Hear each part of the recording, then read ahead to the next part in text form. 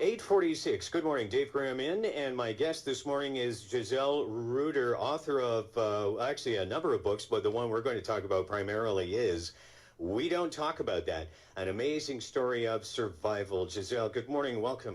Good morning, Dave. Nice to see you. We've been chatting for the last few minutes, actually, and so many stories, and so many I'd like to be able to squeeze into our next few minutes together. This book, really, you began only, 5 years ago, you say? Actually, 4 years ago was the lecture at the Lansville Provost Club. Wow.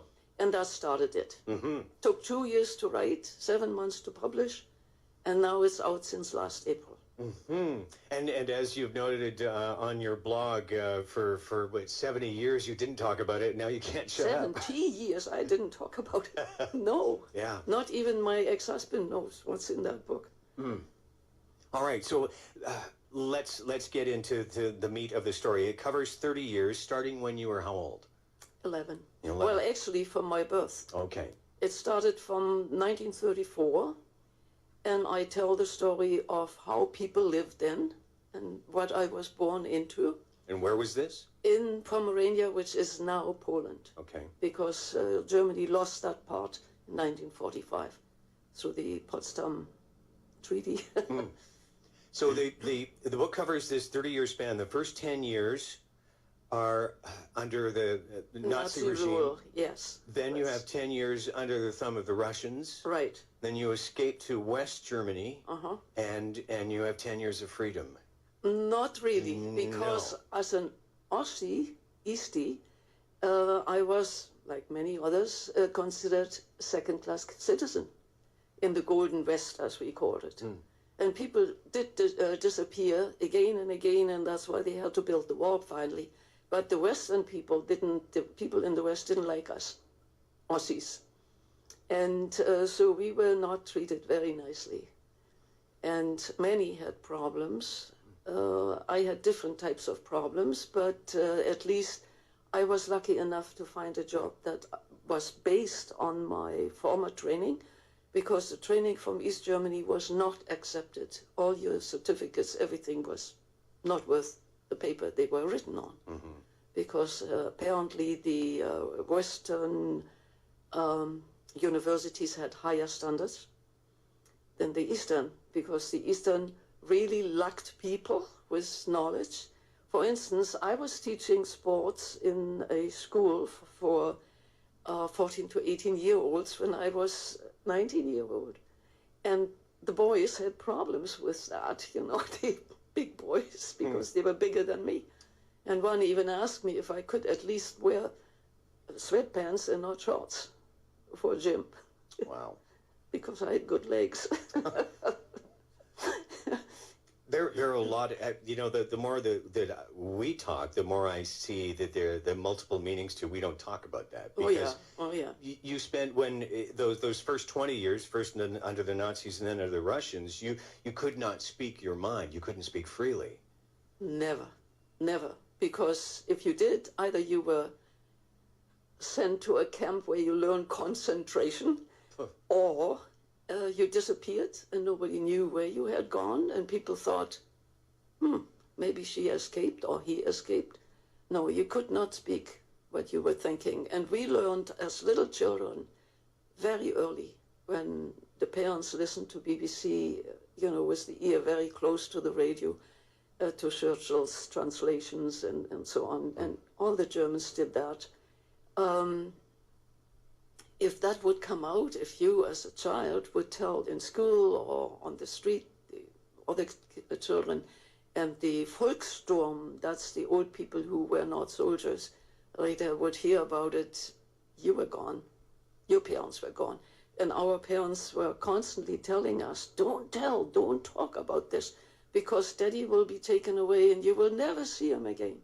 And I loved my daddy, so I didn't want him to disappear, right? So I never talked about it. And there were many, many things that people would they were deserters too.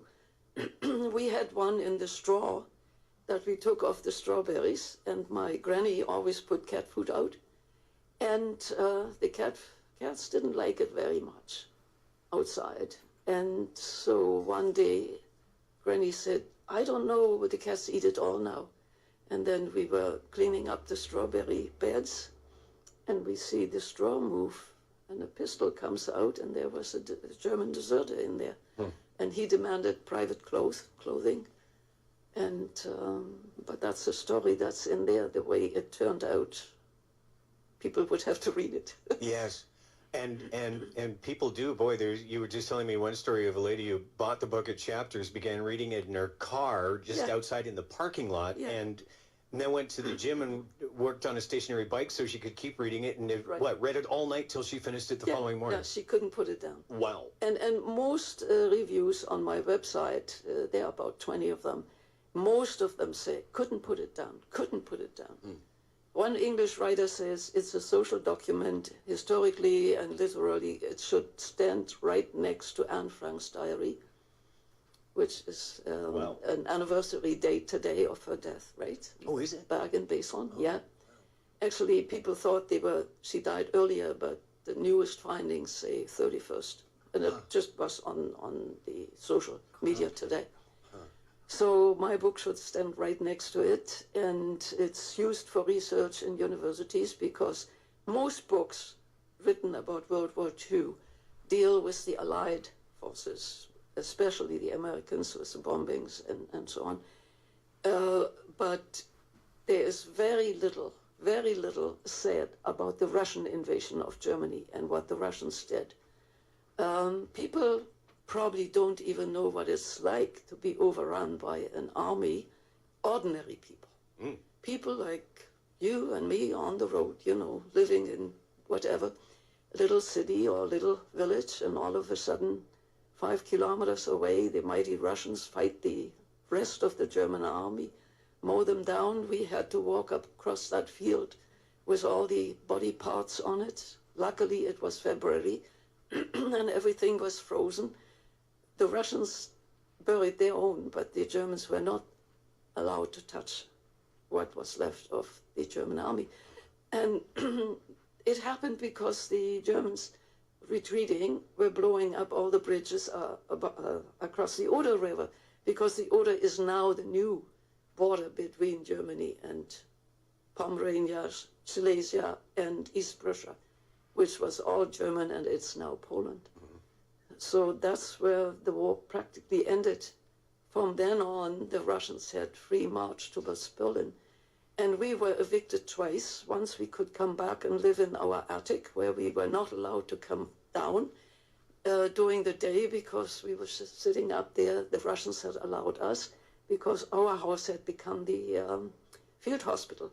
And the doctor was very nice. And so we would sit up there in the attic cracking lice. Lice? Lice. Oh, wow. Yeah, because we were not allowed to come down. And the women had to work for the Russians, wash and cook and whatever. And Frau Komm were the most feared words, because that meant, well, if you don't come, or usually a pistol in your back, you go to a room and they did with you what they wanted, right? What did writing this book do for you? Well, some people had said it should give me closure, but it didn't. No. I must say that my mind is since just going 100 miles an hour, or maybe 110. And I dream about it, I think about it, I write about more stories, and I have come up with very funny ones out of my next life after these 30 years. And but it never stops, and it did not give me closure. It did not, and people wonder if I should have counseling. And I said, I tried that. That doesn't work, because that's stupid talk that these people do, because it doesn't go that deep. And you just have to deal with these things. And I think I had nearly not forgotten, but put it on the back burner during all those years that I never brought it up. And it was just because somebody knew what I had gone through and said, would you be our speaker? And because of that, I had to write the book, because people are asking. And now they're asking for continuation. Where's the sequel? David, you won't believe it. In that Nanaimo, in a trailer, lives a woman, dear Hazel. She has bought 47 of this book. Oh, yeah. And I said, what are you doing with these books? I give them away. Everybody should read it. Oh, wow. Now, you've lost touch with some of your own family because this book has created a rift. Yes. Yeah. Yeah. Because when I had started asking questions of my younger sister, the younger sister of my mom and dad, they said, are you crazy? We don't talk about that. Both sisters are dead now, both aunts, but the offspring feels that I should never have written this because we didn't talk about that. Mm. Do you feel compelled to talk about this, or yes, you just now I do. Now you must. Because the people keep asking questions and people keep thanking me for writing it. And I get emails, about 50, 60, 70 emails a day. I was afraid when I was away in Winnipeg that my computer would burst. And asking for more and telling me their stories. I could write a new book with the stories that people now tell me. Mm. And I think I have opened almost like a can of worms. People now want to talk about and tell me about their stories, their life. And I am a listener because I have never been interested as much in history of world wars than I am now. Huh. And I'm shaking in my boots when I hear Peter Mansbridge mention on CBC TV the other day, this is the cradle for World War III. I said, oh, no, please not, please not. Who's on the cover of this book? Is that a family photo? That's me. That is you? Yeah. Hand over face? Yeah, with the knife and peeking through it's fingers. funny, it wasn't meant to be a cover photo. This photo was done at a New Year's party about 35 years ago. And somebody had asked me how my life was under the Russians. And I put automatically my hand over my face and said, I don't talk about that. Because that was the standard answer of every German woman who had gone through the Russian invasion. And now you are going to be talking about this. We can talk about a couple of upcoming appearances you're going to be making. Do you want to mention those? No, can you do that? Oh, yeah, absolutely. April 10th, Saturday at Chapters Woodgrove Shopping Center, 1 till 5. That's April 10th. And then Thursday, April 23rd, doing a reading at the Qualicum Beach Library, 6:30 to 8 o'clock. And would that information be on a website or your blog? Yes, or? yes. Okay. It's on the website already. And the library in Qualicum is very excited about it. And they are inviting all kinds of groups and things. And I must say that my readings are very, very interesting. And people usually love it and don't leave when they're supposed to. Well, you have me persuaded. The book is We Don't Talk About That, an amazing story of survival. Is it self-published? Friesen Publishing I had to pay for it. So it's considered self-published, but they had editors and everything, right? And it's becoming what bookstores are calling, some are calling it a bestseller? Well, the biggest independent bookstore in North America, in McNally's in Winnipeg, it has made bestseller status there. And that was on the 14th, 15th of, I spoke there on the 15th. And the week after my speech, I was on the radio too, and all of a sudden I see on their website that this book has made bestseller status.